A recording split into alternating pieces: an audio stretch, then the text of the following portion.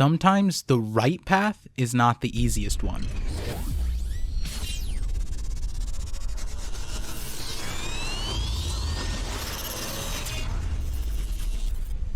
I think sometimes we forget how little of the One Piece world we have actually seen.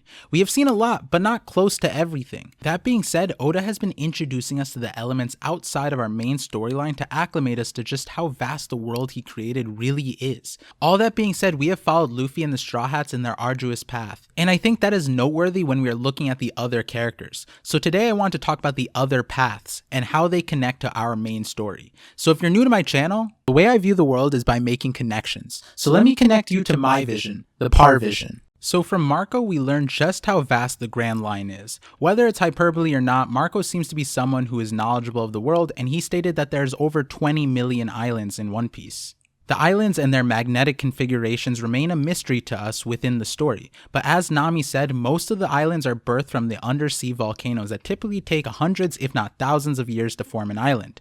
We also learn from Crocus that within the Grand Line there's 7 paths that can be taken that are enforced by the log poses, though we have seen characters bypass these routes using eternal log poses or Vivre cards, and one other method. As Robin and Vivi stated, you never doubt the log pose on the Grand Line. It's the most stable tool available to all the seafarers.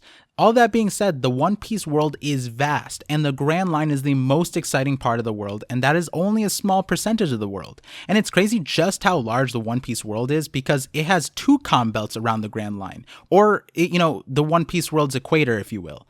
And our Earth has its own calm belt that is usually marked 5 degrees north and south of the equator. These waters can be called doldrums, and that's mainly signified by windless waters that can last for weeks due to the essentially canceling of competing north and south winds. So our world has 1 calm belt, but the One Piece world has 2 calm belts. Even with how much of a microcosm the Grand Line is to the world, we have only seen a small sample size of it through the perspective of the Straw Hats, as in general they have only sailed 1 path in the Grand Line. Like imagine we get an entire story of the Straw Hats sailing all the paths. We'd probably have great-grandchildren still searching for the One Piece. Obviously that's not the case since we're going into the last saga right now, but it would be kind of funny or cool.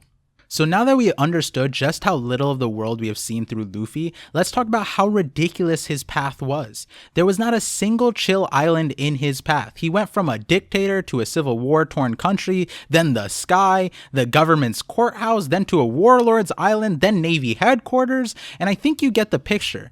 Though Luffy largely went down a singular path, that's not to say we did not get to see some of the highest powers the world has to offer. And that's where one of the major problems comes in for all of the other side characters.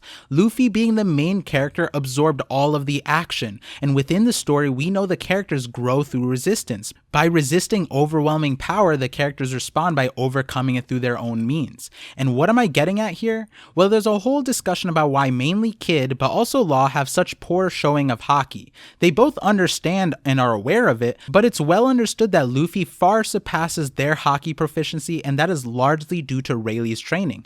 Unfortunately, it seems like the other two, again mainly Kid, did not have the proper tutelage. Law had it through Doflamingo and possibly Sengoku, but I don't really know if Kid had that. But we gotta ask ourselves, when would a character need Haki? I mean, observation Haki should be something that is naturally encouraged to get, but armament Haki specifically, it would be for Logias, right? Luffy survived encounters with Logias by many coincidences throughout pre-timeskip. Dragon saved him from Smoker, Crocodile is weak to getting wet, hashtag Crocomom theory, just kidding, and Enel, well, that was kind of unfair for Enel, not gonna lie. Had Luffy gone through this route without the things that saved him the first time, in order to beat them he would have had to learn and develop armament Haki. We saw this and understood this better when Luffy faced Aokiji and Kizaru. Luffy literally could not touch them, and both times it was like ultimate despair because Luffy almost lost his entire crew in both situations in one fell swoop. I would go as far to say that for most of the verse, Logias would be considered godly figures. Nobody in the East Blue could have really touched Smoker unless it was a random roaming dragon, Mihawk, and Shanks. That being said, Logias are a rarer class of devil fruits. Can't say the rarest anymore, but they are rare because Logias are natural elements, which also means there's a limited amount of options for Logia possibilities in the first place. And what's crazy is that all the Logias we have seen are Logias that were on Luffy's path.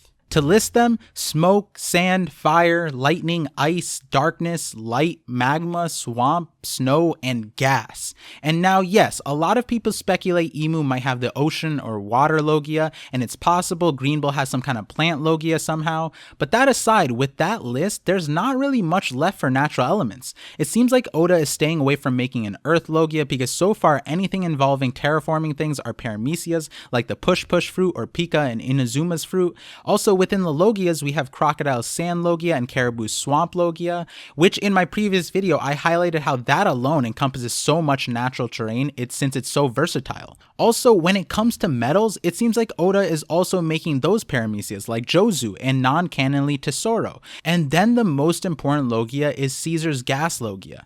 That choice was really interesting because that nearly eliminates the rest of the normal Logias that would be possible. Like, because of Caesar's fruit's existence, an Air Logia or Wind Logia that people think Dragon has makes less sense because Caesar can control all gases. Air and oxygen are gases. Caesar can create wind and even storms by manipulating gases to the fullest extent, but he is just a one-trick pony chemistry fool.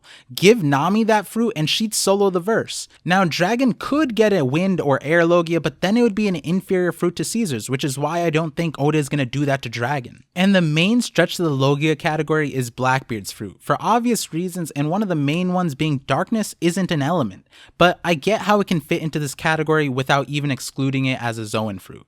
So all that being said, Luffy interacted with all of these Logias, and again, there's not that many options for other types. Also, in general, with how impactful just having a Logia is, they probably would have made a name for themselves if they had one, even if they were fodder like Smoker and Caribou. Both are decently known within their own realms, and their main power is just their Logias. And so what I'm getting at here is that this is the path Luffy took. That means the path Kid and Law took were largely Logia-less, unless they were running into admirals for some reason, which by Sabaody we understood well that Luffy was the only one having multiple run-ins with Logia admirals, or admirals in general. Was Luffy's path the easiest? Probably not, but was it worth traveling? Yes, 100%, because had Luffy not experienced the difficulty of fighting a Logia, the apparent need for armament Haki would not have been well understood by the time he talked to Rayleigh. And so you're probably thinking, armament Haki isn't just for Logias, there's other uses. But in reality, for most Zoans, it's not really needed except for fighting Marco, Luffy, and Kaido. Then for paramecias, you could fight most of the paramecias outside of Luffy and the ones Luffy fought in the story like Katakuri without armament, and have no issues. Especially with the broken powers that Law and Kid have, that have an overwhelming base power ceiling, there's not many people that could provide them the resistance needed to grow. Or more than that, due to their power functions, they may never have needed armament Haki on their paths. It's no wonder Oda gave them fodder crews to give them some sort of resistance. But jokes aside, this is why we see a situation where Law has to ascertain if Luffy and his crew know armament Haki on Punk Hazard to deal with Caesar. And with Kid, we see a situation where he's not fully understanding how Luffy is damaging Kaido from just punches and kicks. On top of both of them probably not ever being confronted in a situation where armament Haki was absolutely necessary to defeat their foe, both of them are a little bit more calculated in how they fight in general. Luffy is the type to see a Logia and ignore that and run in and fight until he counters them, whereas Law and Kid would probably avoid a Logia if it was possible unless it was absolutely necessary to fight them. And they would be more of the type to create a plan to counter the Logia prior using their powers. That being said, in post-timeskip, we have seen both Law and Kid cross paths with Luffy and how they individually would have fared without Luffy. Luffy is significantly stronger than them due to the path he followed. That's not to say the other paths were easy, but it didn't seem like those paths would have properly prepared them for the new world that Luffy is fighting. So all of this was to understand a possible reason as to why Kid specifically has poor Haki display from what we can ascertain on Wano. But it's because of this difference in experience that I believe a plausible theory of mine would fit in really well here, which is elemental Haki. See, by the same notion that Luffy experienced a certain subset of power in the world, I think it makes sense that outside of his path, there would be other powers present that Luffy never primarily confronted. Those are the powers that I expect lie ahead within the Revolutionary Army and in the Shanks pirate crew. I won't go into details on the elemental Haki theory right now, as you should just check out my original elemental Haki theories if you haven't already. But also, I will be revamping the theory by combining 4 or 5, if not more, of my videos spanning from the elemental Haki theory to Devil Seed users to the Sanji video. But that aside, even powers like Hashoken from the Hoppo Navy would have been something that could have posed a threat to Luffy earlier on, as it seems like certain shockwave attacks like the dials can cause internal destruction, which would bypass Luffy's rubbery defense. And so I think it makes complete sense that a different form of Haki was emphasized outside of Luffy's path, and it being elemental Haki, if not somewhat an extension of Rio. We see characters like Doflamingo and Katakuri, who are people who definitely interact with multiple sections of the world, who randomly have fire abilities attached to their movesets. Charlotte Bacarde was just casually tossing AoE fireballs without a devil fruit. McGuy from the Whitebeard Pirates has a blade coated in lightning. The wind and air powers displayed by Dragon, Sabo, and Ivankov of the Revolutionary Army, and Sabo is willing to teach it to Robin, which would have been crazy seeing Mil-Flor Dragonclaw, but that's why Kid and Law fared fine on their journeys. For one, any elemental attacks would generally be fine for Kid since he's an electromagnetism man who can alter the waves of electricity, but also there's Law, which if you watch my channel more ways than one, I connected his gamma knife to my theory. Like Oda literally labeled the chapter it debuted on with Doflamingo as Desire, which perfectly fits the Passions of the Soul template for Haki manifestation that I think Oda used to design the Haki power system, and I talk way more about that within the Sanji video. But given how expansive Law's Devil Fruit power is, sure, you could say Gamma Knife is like the defibrillator in an operating room, but a Gamma Knife doesn't even use electricity like that. But on top of that, it's not like Law is the only character we've seen bring out lightning from an unknown source. Enter the Minx, McGuy, and several other characters, especially post-time skip, like Luffy in the last punch against Kaido. So that being said, because Luffy is our main character, he attracted the Logia attention from the rest of the characters. It low-key doesn't really even make sense for them to have incentivized armament Haki like Luffy did. And now, Luffy is technically off of his main path. After Wano, Luffy will start interacting with a path that is outside the preordained. Whether it's going to Elbaf or going to the Revolutionary Army or interacting with Shanks, as I laid out in my elemental Haki theories, all of those paths could be ways to now fully introduce us to elemental Haki, or a Haki of an extended nature.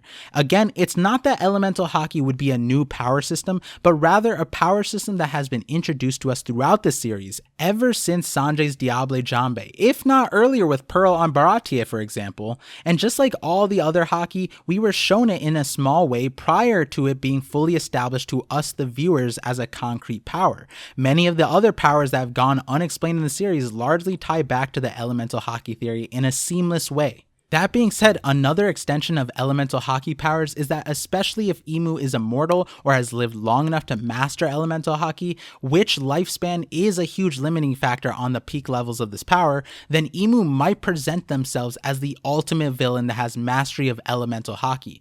But also the extension of my devil fruits are training wheels for peak Haki theory is that then Imu could recreate any devil fruit ability through Haki. So essentially the final villain for Luffy would be every villain Luffy has ever faced in the series, all combined in someone who has perfect mastery. Obviously though, that's just an idea. Let me know what you think. If you like this video, consider liking, sharing, and subscribing. If this video was confusing to you, I think checking out my Elemental Haki videos will be enlightening. I'm seeing more and more conversations around social media talking about this topic, and half the conversations would be answered by sending them my original Elemental Haki video. And soon there will be a full comprehensive video on this theory, an all-in-one package if you will, that I'm still aiming to get out before the last saga begins. One of the benefits of the Elemental Haki theory was that I was predicting that we would see someone with so much fire control that they may be able to tolerate volcanoes, if not able to command magma outside of Akainu's powers. And that is the very question we were asking ourselves with Big Mom and Kaido now that they fell in the volcano. But also when Kaido pulled out the giant flaming drum dragon form that looked like a magma coated dragon, if not super intense flames, immediately my viewers knew that was Elemental Haki. And no surprise because it fits well within the theory. And so if you enjoyed thinking about this with me, definitely hit the notification bell because I have a bunch of videos ready now that I'm fully relaxed after the Reverie. So thank you all for tuning in, and if you want to see more of me, subscribe to my VODs channel too, or come to my live streams on Thursdays and usually on Sundays. And so like always, thank you for connecting with me, and I'm looking forward to connecting with you all on the next ParVision.